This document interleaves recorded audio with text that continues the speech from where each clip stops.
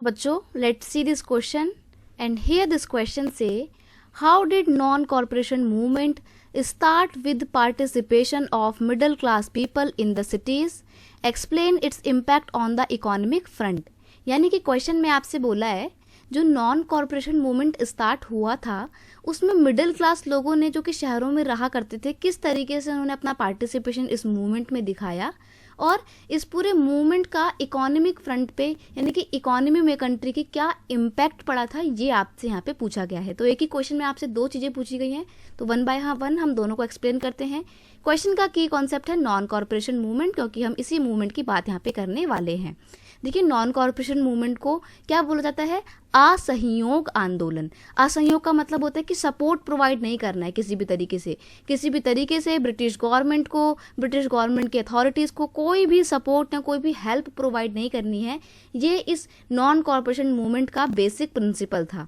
Non corporation movement start with participation of middle classes people in the cities. Number one, कैसे कैसे participate किया था? सबसे पहले जो स्टूडेंट थे, student left government control school and colleges. बच्चों ने उन सभी स्कूलों को और कॉलेजेस को बॉयकॉट कर दिया, छोड़ दिया, जो कि गवर्नमेंट के द्वारा, यानी कि कौन सी गवर्नमेंट? ब्रिटिश गवर्नमेंट के द्वारा रन किए जा रहे थे। Council election were boycott in most provinces except Madras, यानी कि हर एरिया के जो काउंसिल इलेक्शन हुआ करते थे उन सबको बॉयकॉट कर दिया गया, सिर्फ मद्रास प्रोविंस के अलावा बाकी सब जगह के इलेक्शन को बॉयकॉट किया गया।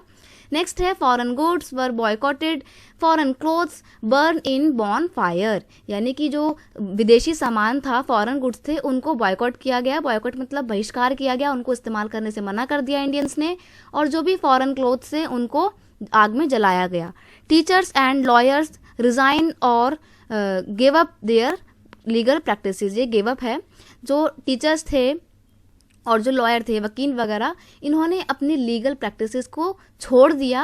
क्यों छोड़ दिया? क्योंकि ये ब्रिटिश गवर्नमेंट को सपोर्ट करना नहीं चाहते थे। अब जब सब पूरी तरीके से लोगों ने ब्रिटिश गवर्नमेंट को कॉर्पोरेशन देने से मना कर दिया था, तो इसका इकोनॉमी पे क्या अंतर पड़ा था? जो एक कंट्री की अर्थव्यवस्था थी उस पर इसके बहुत मेजर इम्पैक्ट देखने को मिले, जैसे कि import of foreign cloth half between 1921 to 1922, यानी कि 1921 से 22 के दौरान, यानी कि जितना भी समय तक ये मूवमेंट कंटिन्यू रहा, उस दौरान विदेशी कपड़ों का जो इंपोर्ट था, बाहर से जो खरीद रहे थे विदेशी कपड़ों को, वो आधे हो जाते हैं, इंपोर्ट बिल्कुल हाफ हो जाता है। Merchants and traders refuse to trade in foreign goods और फाइनेंस फॉरेन ट्रेड, यानी कि जितने भी व्यापारी थे जो ट्रेडर्स थे, इन्होंने मना कर दिया कि अब ये फॉरेन गुड्स को बिल्कुल भी नहीं खरीदेंगे और ना ही फॉरेन ट्रेड में अपना पैसा लगाएंगे, फाइनेंस करेंगे। तो इस तरीके से इसका इकोनॉमी में बहुत मेजर इम्पैक्ट पड़ा था।